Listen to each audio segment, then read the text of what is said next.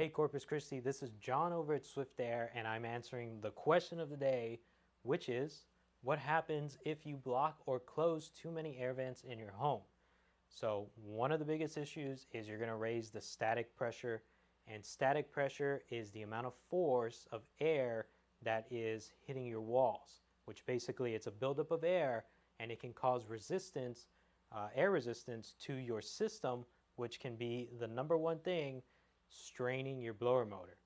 Now, if you strain your blower motor, it's going to reduce the life of the blower motor. It's going to make it harder for the air to get across that evaporator coil, and you're going to have some airflow issues in your home if your blower motor is starting to get strained and that static pressure is starting to build up in your system. Problem number two would be the frozen evaporator coil. I preach this on a lot of my videos. If you're not getting a lot of good airflow across the evaporator coil, you have a chance of it freezing up and your system's really not going to work, and you're going to have to call us out to thaw it out and to make sure nothing else was damaged on your system. The same thing with a heat exchanger. If your heat exchanger is on and you're not getting airflow to distribute it across your ductwork, just because of those closed vents, you can cause that heat to come back to the system, which can cause issues to your system, and then again you're going to have to call us.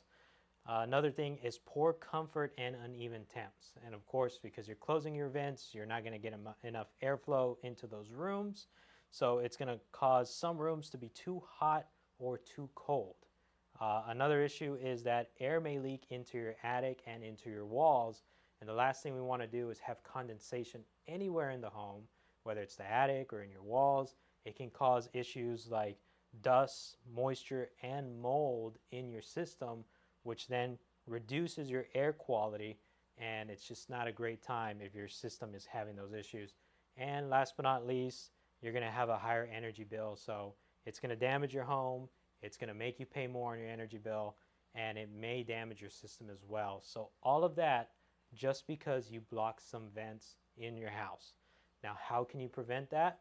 If you're having some hot pockets in your home or one room is hotter than the other, you can get yourself a smart thermostat with a sensor so that the unit can run for a little bit longer if it needs that. If that doesn't fix your problem, you can also do a zoning system, which they're typically in commercial systems.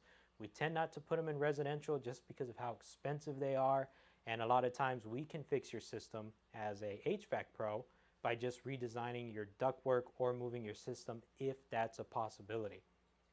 We'll also do a manual J to make sure that your home is getting the proper cooling that it needs for the heat load that it is in the home as well.